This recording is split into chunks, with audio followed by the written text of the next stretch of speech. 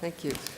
So just a quick introduction. I'm currently Director General of Biodiversity International. I previously was the Deputy Director General at FAO for Knowledge. And prior to that, I worked for the Secretary of Agriculture, advising him on the Feed the Future strategy. And I've worked in the foundation world, the NGO world, and the think tank world before coming to my current position. So first of all, it is a pleasure to be here today, and I'm planning to, who's working the? Would you like me to do that? Okay. Yeah, I'll just nod when I'll say it. next slide, so that's fine. No, that's fine, go back. Great, thank you. Okay, so today I'd like to introduce a relatively new concept to the discussion, but one that I think is having increasing importance as we talk about people and the planet, and John referred to this in his opening remarks. And this concept is called nutrition-sensitive landscapes. We at Biodiversity International and our partners, who include IFPRI, World Fish, ILRI, and I'm sure many others I've left out of that list, are working to put this concept into action so we can begin to integrate the challenges of nutrition and the environment. So in my talk, I'm going to talk about why this approach is important, what it is, how it can contribute to our understanding and to solutions of malnutrition, undernutrition. So, second slide. So we know we have some very complex and interlinked global challenges, including the need to increase food availability, dealing with a triple burden of malnutrition, undernutrition, hidden hunger, and obesity, the need to improve sustainability and resilience, which is what this conference is about here, and improve adaptation capacity to climate change. And these challenges are all interconnected and we think require a fresh look at how people interact with their environment to fulfill the goals of food and nutrition security. Thanks. By taking a landscape-based approach, we can focus on the diverse interactions across multiple levels, across the genetic, species, and ecosystem level within a given space, and look at those interactions between ecosystems, management practices in farms, forests, fisheries, and the multiple stakeholders who are involved in any landscape. It is particularly at this landscape scale that the key interactions among the biophysical and the socioeconomic factors come together. Next slide. So what does this approach entail? This is really about systems thinking for more sustainable diets and food systems.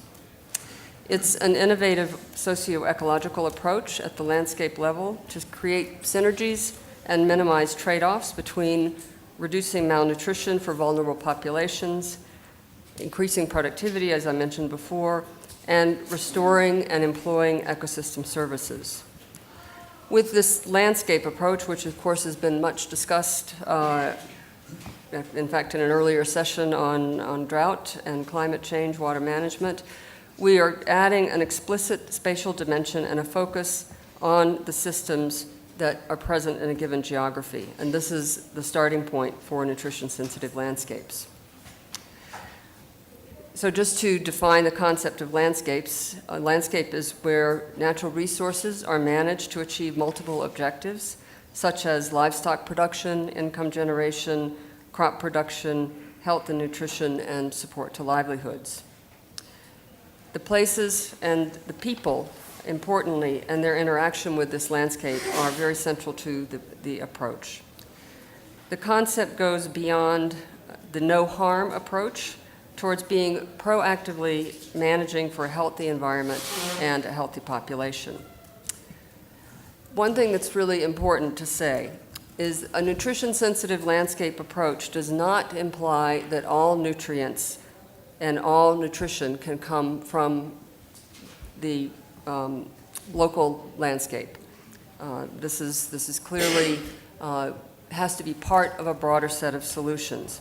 But it does mean that we need to focus on building diversity into the landscape and food systems to provide diverse sources of nutrients as well as other ecosystem services that are critical for food and nutrition security. So this is an example of a landscape in western Kenya, which ranges from the Kakamega Natural Forest to mixed livestock cropping systems with agroforestry, monocultures and sugarcane plantations, up to the urban setting of Kisumu near Lake Victoria. This is a landscape where we would like to focus on pilot testing this approach to gain a better understanding of these interactions within each gradient between the diet and the environment. A key question is, how can we increase the resilience of this landscape and its population, taking into account the multiple drivers of change such as climate change, poverty, and urbanization? For example, not yet, thank you. For example, we know that diets are monotonous for many households in this region. They're typically dominated by maize with small quantities of legumes and vegetables. The intake of fruit and animal source foods is very low. We also know that diets which are low in diversity are dominated by a single staple crop, lack essential micronutrients such as iron, zinc, and vitamin A. And these limitations, of course, vary throughout different times of the year. At times, intensified monoculture agricultural practice can contribute to land and biodiversity habitat degradation, water nutrient loading, and greenhouse gas emissions. There are also demographic changes with more people heading to cities and pressure on us to look at ecosystems from a productive and a consumption point of view, paying special attention to labor-saving approaches for women. Climate change is an additional consideration with more frequent and longer droughts. In drought-prone countries, children under 5 are up to 50% more likely to be malnourished if they're born in a drought. So this is an important aspect we need to take into account. Given all of these drivers of change, we need to build resilience and find strategies to support populations in these increasingly vulnerable systems. And we believe a nutrition-sensitive landscape approach can provide this ability. Next. So how can a landscape-based approach contribute to sustainable food and nutrition systems? Already there's a strong interest in nutrition-sensitive agriculture, and many impressive advances have been made with this focus. What we want to do is to include a more holistic approach to the system with a recognition that agriculture and health are bound to the well-being of the ecosystem. We need to understand the linkages and entry points of producers, consumers, and the fragile environment in which they exist. There's global interest, corporate interest, and consumer interest in sustainable eating and food systems. With a nutrition-sensitive landscape approach, we see there's a way to integrate sustainable diets and food systems within agroecology. As I said earlier, this approach focuses on identifying and generating synergies between reducing malnutrition and improving environmental health. And also, very importantly, identifying where those trade-offs are and how we can reduce the magnitude of those trade-offs. So how can this approach work towards building resilience? We're seeing increased demand for approaches that deal with the dynamic and complicated systems that affect our environment, our economic well-being, and our health. For example, a new report from the Independent Vision Group on European Development Cooperation called for leadership on global issues of poverty and sustainability and identified 3 areas for action: poverty and inequality reduction, sustainability, and a broader notion of food security. Multiple studies have demonstrated that diversity of species stimulates productivity, stability, and generates ecosystem services and resilience. And nutrition-sensitive landscape can give us a lens in which we can work with communities to identify key areas of stress and areas for intervention.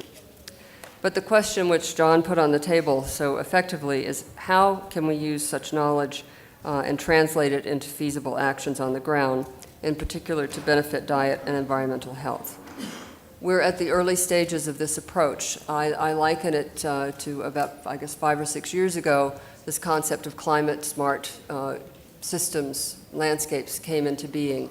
And it's taken a while to develop those concepts, to identify research topics and actionable areas. And I think we're at the very early stages of defining this nutrition-sensitive landscapes approach and defining what kinds of research issues there are and what kinds of solutions we can generate.